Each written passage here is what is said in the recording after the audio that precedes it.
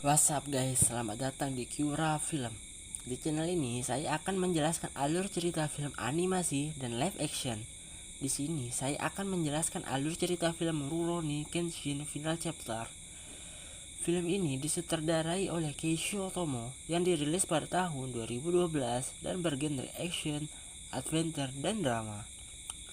Kalian tentunya sudah pernah nonton film High and Low, bukan? Ya, tokoh utama pihak musuh sangat mirip sekali dengan pemimpin Oyakoko atau yang biasa disebut dengan Murayama. Film ini menceritakan tentang seorang bos mafia Shanghai yang ingin membalaskan dendam kematian kakaknya kepada Batosai atau Himura atau Kenshin. Sebenarnya cuma satu orang, tapi nama samarannya yang banyak seperti cintaku padamu. Cia, asik. Lanjut. Saat ingin membunuh Kenshin, ternyata banyak sekali pengawalnya. Jadinya mau tidak mau bos mafia tersebut harus memanggil pasukan agar pertempuran kedua kubu tersebut seimbang. Daripada banyak basa-basi lagi, mari kita langsung masuk ke dalam filmnya. Check it out! Film bermula dengan penangkapan bos mafia yang menjual senjata secara ilegal di stasiun Yokohama. Pasukan polisi Jepang itu dipimpin oleh Goro Fujita. Saat ingin ditangkap, bos mafia tersebut malah memberontak. Di sela-sela pertempuran, ia menanyakan di mana keberadaan Batosai yang merupakan pembunuh kakaknya dan juga tentang bekas luka di pipinya. Karena sudah tahu Batosai masih hidup, ia berusaha melarikan diri dan memberontak. Pertarungan pun terjadi di dalam kereta api.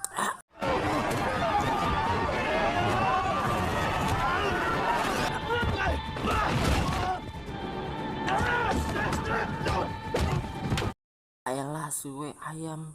Ulang. Karena melihat semua anak buahnya kewalahan, akhirnya Goro Fujita yang merupakan bekas mantan Shinsengumi turun tangan untuk menghadapi bos mafia tersebut. Bos mafia itu berencana untuk mengambil pedang Goro Fujita, namun naasnya ia malah mengambil sarungnya. Dengan muka songong sama menye, akhirnya ia menyerah dan dibawa ke markas pusat untuk diinterogasi lebih lanjut. Shin pun berpindah ke tempat Kenshin atau Batosai bersama dengan temannya di kota Asakusa, Tokyo. Mereka sedang melihat pertunjukan pengantin wanita. Di sela-sela tontonan, temannya mengejek Nona Kaoru yang ingin menikahi Kenshin. Namun, Nona Kaoru merasa tensin atau malu dengan Kenshin. Ternyata Kenshin orangnya nggak peka juga ya, padahal cantik loh Kaoru. Singkat cerita, bos mafia tersebut bersama dengan bawahannya melakukan tembakan pertama sebagai pembalasan dendam ke arah daerah padat penduduk. Akibat dari serangan itu, terjadilah kerusakan yang sangat hebat, serta banyak sekali rumah warga yang ikut terbakar. Saat ditelusuri arah tembakan, ternyata ada sebuah kode yang bertuliskan penghakiman manusia. Suwe malah suara ayam lagi. Saat sedang bersantai bersama dengan temannya, tiba-tiba ada yang mengetuk pintu. Saat dibuka, ternyata ada polisi yang meminta bantuan kepada Kenshin karena sedang terjadi serangan mendadak. Tanpa langsung berpikir panjang, Kenshin dan temannya langsung pergi untuk menghampiri sang pemberontak. Pembantaiannya sangat sadis dan brutal kepada polisi yang dilakukan oleh para pemberontak. Di tempat yang sama terjadi juga pemberontakan yang dilakukan oleh pemberontak Bruce Nickel. BTW gue ngakak pas di scan ini, udah botak, kepentung lagi. Shin pun berpindah. Tak lama kemudian datanglah Kenshin untuk menolong beberapa orang yang masih tersisa. Ternyata incaran para pemberontak tersebut tak lain dan tak bukan adalah untuk membunuh Kenshin atau nama yang terkenalnya Batosai si pembunuh. Terjadilah pertarungan di antara mereka berdua. Setelah cukup lama pertarungan berlangsung, akhirnya pertarungan pun dimenangi oleh Kenshin atau Batosai si pembunuh. Saat sedang dalam perjalanan pulang, ia bertemu bos mafia atau adik dari mantan kekasihnya. Bos mafia itu memberikan kode atau isyarat bahwa penghakiman manusia sudah dekat. Bersama dengan bawahannya yang sangat membenci Batosai atau Kenshin. Ternyata Koharu meskipun cantik, ia juga merupakan seorang pelatih dojo ya brother. Ya enggak ya? Ya guys ya. Oh, nama bocil itu ternyata Yahiko. Ia berlatih dojo karena sudah muak menjadi lemah dan ingin menjadi lebih kuat. Kenshin menyuruh Koharu untuk mengumpulkan semua karena ada yang ingin didiskusikan. Kenshin memberitahukan ternyata penyebab penyerangan selama ini direncanakan oleh Enishi Yukishiro atau bos mafia yang merupakan adik dari istrinya Kenshin. Shin pun berflashback ke masa lalu yang dimana merupakan awal pertemuan pertama kali mereka. Saat lagi minum di sebuah kafe, ada para berandalan yang sedang mengganggu Tomoe. Kenshin pun langsung menghampirinya dan terjadilah pertarungan di sana. Pertarungan tersebut pun dimenangi oleh Kenshin. Singkat cerita, Kenshin sedang bertarung dengan musuh yang dihadapannya, namun tak sengaja ia malah membunuh Tomoe yang merupakan istrinya. Di saat-saat terakhirnya, Tomoe memberikan goresan di pipinya Kenshin sebagai bukti tanda cinta abadinya. Kejadian itu tanpa disadari dilihat oleh Enishi Yukishiro yang merupakan adik dari Tomoe.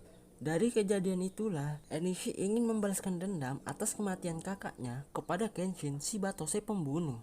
Saat sedang menyapu di halaman dojo, tiba-tiba datang Misao bersama dengan Kapten Aoshi. Mereka berasal dari kota Kyoto.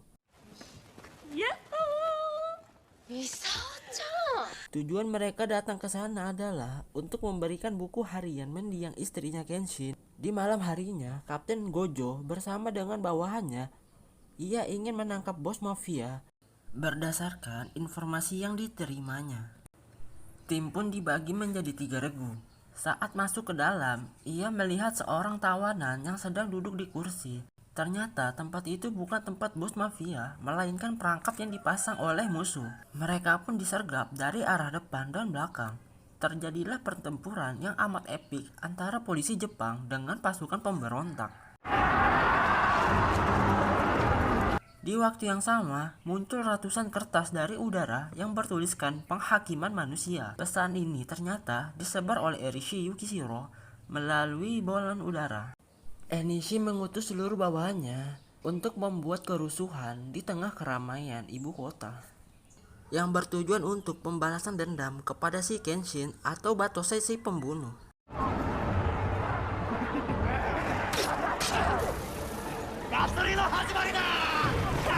Dengan cepat, Kenshin langsung berlari menuju arah meriam yang dilontarkan ke arah penduduk. Ternyata, selain mempunyai meriam, ia juga memiliki senjata bredel di tangannya. Pertarungan pun tak bisa dihindari.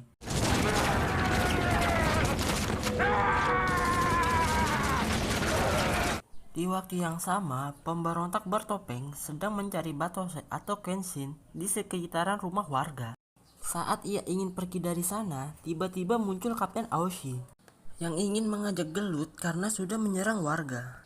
Karena pemberontak tidak terima dan merasa tersinggung atas ucapannya, ia pun dan bawahannya langsung mengajak gelut Kapten Aoshi. Terjadilah pertarungan yang sangat sengit antara Kapten Aoshi dengan pemberontak bertopeng.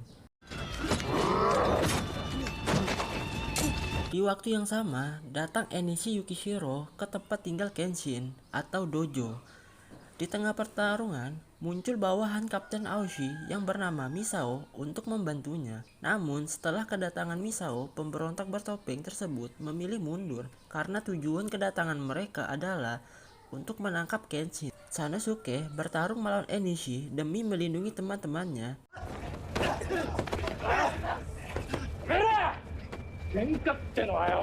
Shin pun berpindah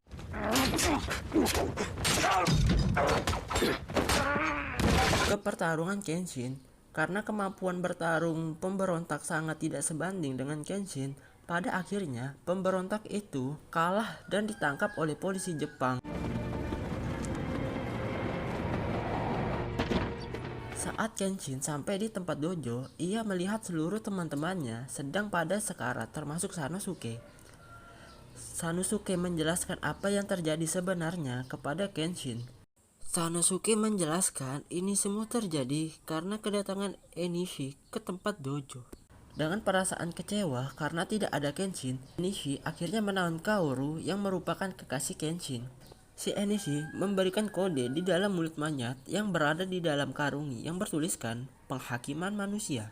Ada mata-mata Kenshin yang merupakan bekas muridnya yang beriming-iming ingin membantu menangkap Kenshin. Singkat cerita, di malam harinya Kenshin maju seorang diri untuk menyelamatkan Kaori, dan yang benar saja, ia langsung dihadang oleh dua pemimpin pemberontak beserta dengan puluhan bawahannya. Terjadilah pertempuran yang tidak seimbang antara Kenshin dengan pasukan pemberontak.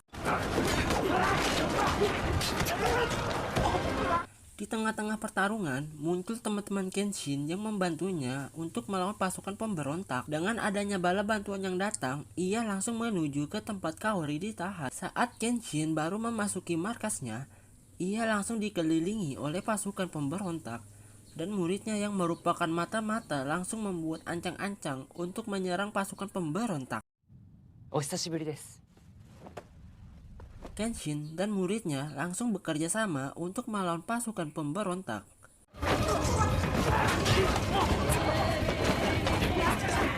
Karena tak ingin buang waktu, Kenshin menyerahkannya kepada muridnya dan ia langsung pergi untuk menyelamatkan kekasihnya. Akhirnya, pertarungan epik yang kita tunggu-tunggu antara Batosai dengan Enishi dimulai.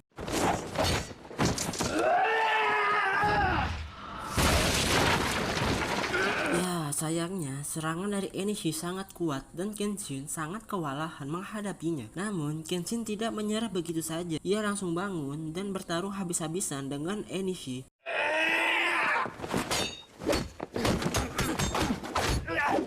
Hingga pada akhirnya Enishi kewalahan dan ia kalah dalam pertarungan. Akibat dari seluruh perbuatannya, ia langsung ditangkap dan dimasukkan ke dalam penjara. Ya, segitu saja dari saya. Terima kasih banyak sudah menonton sampai akhir video ini. Semoga hari kalian sangat menyenangkan. Dan jangan lupa di like, share, and subscribe. Sampai jumpa di next video, brother.